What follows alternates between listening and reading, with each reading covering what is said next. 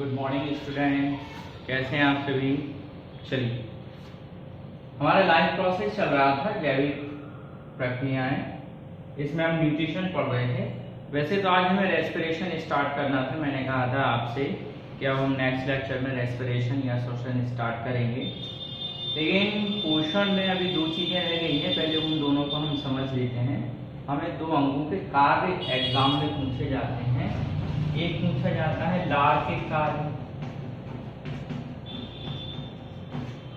ठीक है, और दूसरा पूछा जाता है कभी कभी यकृत के कार्य। और अगर ना भी पूछे जाए तो हमें पता होना चाहिए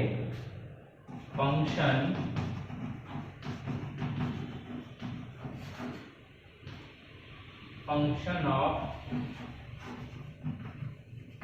saliva and function of liver, ये दोनों कार्य हमें पता हों। तो सबसे पहले हम लार के कार्य, इसके कार्य पढ़ेंगे हम लार के कार्य, ठीक है।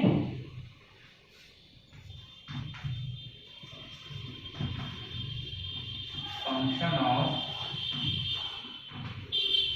सलाइवा मीन्स लार के कार्य। अब देखिए लार के क्या क्या कार्य हो सकते हैं, आपको पता है ना कि लार मुख में या बकल कैविटी में क्या होता है। बकल कैविटी में हम भोजन को चबाते हैं, ठीक है, तो चबाया जाता है। तो चबाने से क्या होता है, चबाने से उसमें लार जो होती है सलाइवा वो मिक्स हो जाता है, मिल जाता है। इस लार के मिलने से क्या होगा, नंबर एक, जो भोजन होता है वो थोड़ा सा सॉफ्ट हो जाता है, ठीक है, थोड़ा सा नरम हो जाता है। भोजन कैसा हो जाता है, नरम, मतलब सॉफ्ट, नरम हो जाएगा। अब नरम क्यों होगा, क्योंकि हमारी जो लार होती है उसमें लगभग 98% पानी होता है, जल, ठीक है, वाटर। अब ये जो पानी होता है, ये जो भी भोजन हम अपने मुख में रखते हैं उसमें जब लार मिलती है तो ये लार क्या करती है, उस पानी से जो लार में पाया जाता है उस पानी से भोजन को नम बना देती है, ठीक है, नम बना देती है। नम बनाने के साथ साथ और क्या हो जाता है, वो थोड़ा सा भीग जाता है, गीला हो जाता है, ठीक है, मीन्स मॉइस्चर्ड हो जाता है, ठीक है। इससे फिर क्या होता है, इससे हम भोजन को निगलने में आसानी होती है, मीन्स निगलने में आसानी होती है, इजीली एनगल्फ हो जाता है, ठीक है, हम उसको इजीली निगल सकते हैं, एनगल्फ कर सकते हैं, ठीक है। तीसरा काम क्या करता है, आपको पता है ना कि इसमें एंजाइम होते हैं, ठीक है। अब जो एंजाइम्स होते हैं मीन्स प्रकीर्णन, एंजाइम या प्रकीर्णन, ये एंजाइम क्या करते हैं, कौन सा वाला एंजाइम होता है इसमें, एमाइलेज, ठीक है, याद रखिएगा, एमाइलेज, हिंदी में इसको एमाइलेज ही बोलेंगे। ये जो एंजाइम होता है एमाइलेज एंजाइम, ये क्या काम करता है, ये भोजन में जो कार्बोहाइड्रेट होता है उसका पाचन स्टार्ट कर देता है, और ये किस में पाया जाता है, ये लार में पाया जाता है, ठीक है। तो लार क्या करती है, लार मिलने से जो भोजन में कार्बोहाइड्रेट होता है उसका पाचन मुख गुहा में ही स्टार्ट हो जाता है, बकल कैविटी में ही स्टार्ट हो जाता है, ठीक है। तो ये, और चौथा काम क्या होता है, जो लार होती है वो भोजन को चिकना भी बनाती है, चिकना, ग्रीस, ठीक है, मीन्स लार क्या करती है, saliva turn food soft, saliva turn food easy to engulf, saliva start digestion of carbohydrate with the help of amylase enzyme, and saliva turns food greasy, okay, means लार क्या करती है, लार भोजन को नरम बनाती है और लार के कारण भोजन को निगलना आसान हो जाता है। और लार में जो एमाइलेज एंजाइम पाया जाता है, ये एमाइलेज एंजाइम लार में पाए जाने वाले कार्बोहाइड्रेट घटक का पाचन स्टार्ट कर देता है और लार भोजन को चिकना बनाता है। ठीक है, एक चीज और याद रखिए, जो हमारी लार होती है इसका जो पीएच होता है उसकी वजह से जो भोजन होता है वो थोड़ा सा क्षारीय हो जाता है। ठीक है, कैसा हो जाता है, क्षारीय। और लार भोजन को कैसा बनाती है, इसका 5th पॉइंट होगा, लार भोजन को क्षारीय बनाती है, अल्केलाइन कर देती है, उसको क्षारीय कर देती है। ठीक है, हल्का सा क्षारीय रहता है। ठीक है, याद रखिएगा, जब भी कोई मटेरियल या सब्सटेंस या केमिकल कंपाउंड क्षारीय होता है या एल्कलाइन होता है तो वो थोड़ा सा चिकना होता है। जो चिकनाहट होती है ना, ग्रीसीनेस, वो क्षारीय होने की वजह से होती है। ठीक है, तो ये लार के कार्य होते हैं। कितने इंपॉर्टेंट कार्य होते हैं। तो लार कहाँ उत्पन्न होती है, अगर मान लीजिए आपसे एग्जाम में क्वेश्चन आता है कि हमारे शरीर में लार कहाँ बनती है, तो हमारे शरीर में जो लार होती है वो मुख गुहा में। ठीक है, मुख गुहा में बनती नहीं है, वास्तव में लार ग्रंथियों में बनती है और लार ग्रंथियां मुख गुहा के आसपास पाई जाती हैं। ठीक है, दो जो लार ग्रंथियां होती हैं वो गालों के पास होती हैं, पीछे की तरफ कान के पास। ठीक है, दो लार ग्रंथियां जो निचला जबड़ा होता है इसके नीचे पाई जाती हैं और दो लार ग्रंथियां जीभ के नीचे पाई जाती हैं। ऐसे 3 जोड़ी लार ग्रंथियां होती हैं और ये तीनों जोड़ी लार ग्रंथियां जो लार होती है उसको मुख गुहा में छोड़ देती है। ठीक है,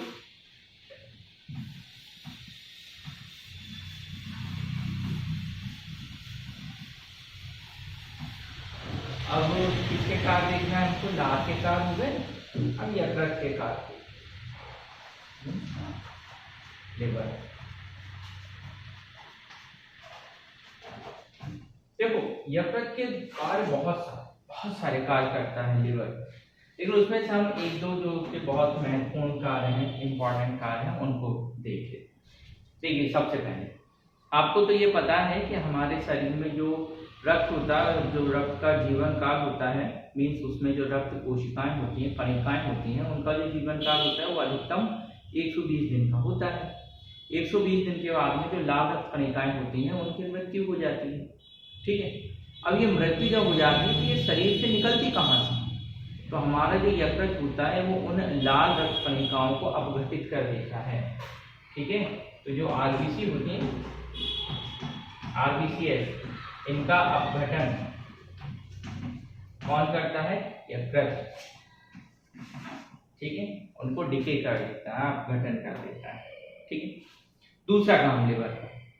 लिवर एक बहुत इंपॉर्टेंट चीज बनाता है, उसको बोलते हैं हम बाइल जूस। ठीक है, मीन्स पित्तरस। पित्तरस जो होता है वो लिवर के द्वारा बनाया जाता है। अब ये पित्तरस क्या करता है, पित्तरस में बहुत सारे लवण होते हैं, बिलीवर्डिन और बिलीरुबिन, 2 महत्वपूर्ण घटक हैं जो पित्तरस में पाए जाते हैं। ठीक है, ये जब छोटी आंत में वसा का पाचन होता है तो उस वसा के पाचन के लिए जो भोजन होता है उसके पयासीकरण, मीन्स उसका इमल्सिफिकेशन करने के काम आता है ये बाइल जूस, याद रखिएगा, तो बहुत महत्वपूर्ण हुआ। तीसरा काम क्या करता है, एक बार बहुत इंपॉर्टेंट कार्य करता है, वो तीसरा कार्य क्या है, यूरिया का निर्माण करता है। यूरिया का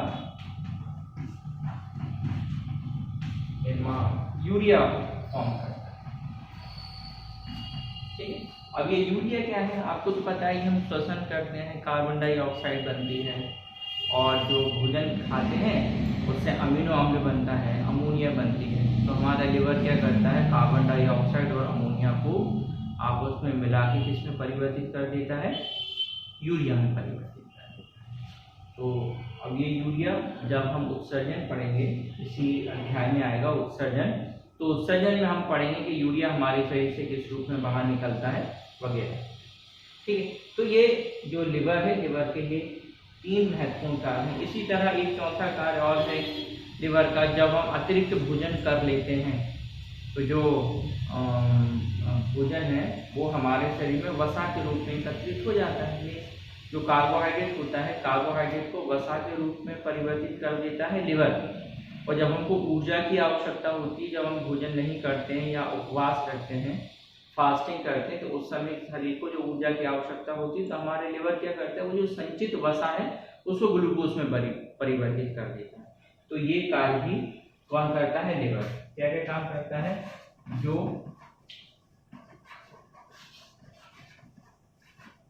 कार्बोहाइड्रेट है इसको किस में बदल देता है, फैट में, और वाइस वर्सा। और फैट को किस में बदल देता है, कार्बोहाइड्रेट में। मींस जो कार्बोहाइड्रेट है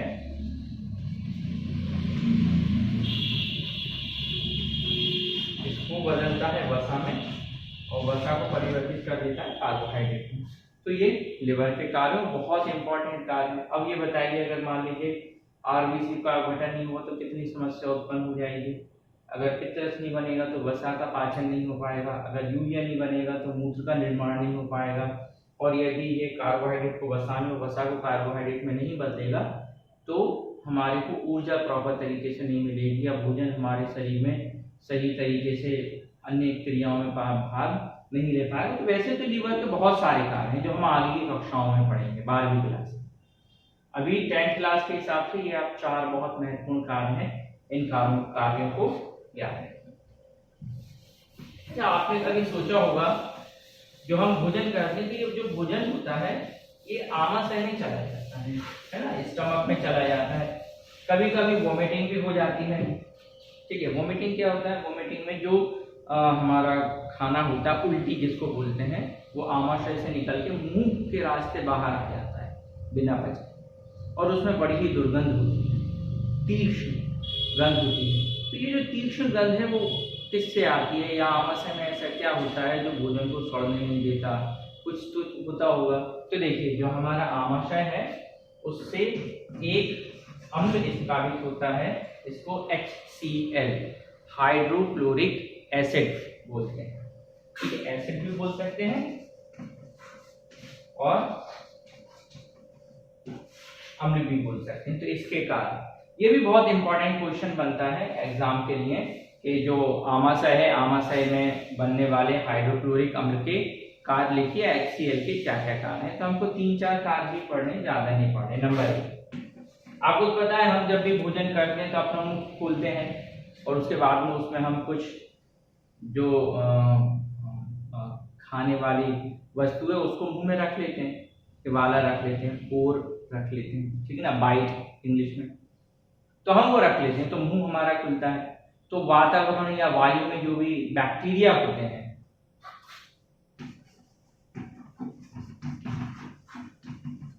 जो बैक्टीरिया होते हैं, ये बैक्टीरिया उस भोजन के साथ में हमारे मुख द्वारा आमाशय में पहुंच जाते हैं। अब अगर ये बैक्टीरिया मीन्स जीवाणु, अगर ये जीवाणु शरीर में पहुंचेंगे तो रोग उत्पन्न करेंगे, तो इनका मरना जरूरी है, इनका नष्ट होना जरूरी है। तो ये जो HCl होता है वो इन बैक्टीरिया को नष्ट कर देता है, के लिए मार देता है, नष्ट कर देता है। पहला मुख्य कार्य HCl। दूसरा कार्य क्या है, अभी मैंने आपको बताया था थोड़ी देर पहले कि जो लार होती है, लार सैलाइवा सॉरी, ये लार क्या करती है, ये लार भोजन को क्षारीय बनाती है। क्या बनाती है, क्षारीय। अब आमाशय में कुछ पाचक रस ऐसे होते हैं जो अम्लीय माध्यम में कार्य करते हैं, क्षारीय माध्यम में कार्य नहीं कर सकते, जैसे रेनिन है और पेप्सिन है। ठीक है, ये आमाशय में पाए जाते हैं दोनों। प्रोफैक्टर बोलते हैं इनको, क्योंकि इनसे फिर आगे के प्रोटीन पचाने वाले पाचक रस क्रिया करते हैं। प्रोरेनिन और प्रोपेप्सिन के रूप में पाए जाते हैं ये आमाशय में। तो ये तब कार्य करेंगे प्रोरेनिन और प्रोपेप्सिन जब भोजन का माध्यम कैसा हो जाएगा, अम्लीय। तो HCl क्या करता है, HCl turn alkaline medium of food into acidic medium. तो ये क्या करता है, HCl जो भोज्य पदार्थ होता है उसके क्षारीय ता को किसमें बदल देता है, अम्लीय में। ठीक है, ये जो उसकी एल्कलाइन नेचर है उसको एसिडिक नेचर में कन्वर्ट कर देता है।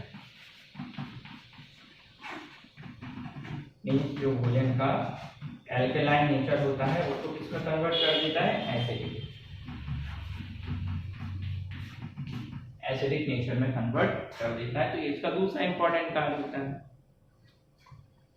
ठीक है, तीसरा कार्य क्या होता है, जो भोज्य पदार्थ आमाशय में आता है उसका अपघटन नहीं हो, मतलब उसको सड़ने से बचाता है, उसको डिके होने से बचाता है। कौन बचाता है, HCl। तो HCl के 3 कार्य याद रखिए, कौन कौन से। पहला कार्य ये बैक्टीरिया को नष्ट करता है, एक्टिल बैक्टीरिया। दूसरा कार्य जो भोजन मुक्त गुहा से आमाशय में आता है उसकी क्षारीयता को अम्लता में बदल देता है। और तीसरा कार्य भोजन को सड़ने से बचाता है। ठीक है, it prevent food to decay, it turn alkaline nature of food into acidic nature, it kill bacteria. तो ये HCl के कार्य। अब यहाँ एक चीज और समझने वाली है, जो HCl है वो तो एसिड होता है। ठीक है, इसकी मात्रा भी याद रखिए। जो एक एडल्ट पर्सन होता है उसकी बॉडी में एक दिन में 24 घंटे में लगभग 1 से 1.5 लीटर HCl बनता है स्टमक में। ठीक है, कभी कभी जब हम खाना सही समय पे नहीं लेते हैं या ज्यादा ले लेते हैं, ओवर डाइट ले लेते हैं, तो इसकी जो मात्रा ये बढ़ जाती है। इसकी मात्रा के बढ़ने से क्या होता है, हमारा जो पेट होता है, स्टमक जो होता है, उसमें हमें जलन फील होती है। ठीक है, उसी जलन को बोलते हैं हम एसिडिटी। एसिडिटी या अम्लीयता, पेट में जलन, साधारण भाषा में क्या बोलेंगे हम इसको, पेट में जलन। अब एसिडिटी कैसे दूर करते हैं, तो एसिडिटी दूर करने के लिए एक औषधि होती है, इस औषधि का नाम है एंटासिड। ठीक है, अब एंटासिड क्या होता है, एंटासिड इसमें कोई भी एक क्षार होता है। क्या होता है, क्षार।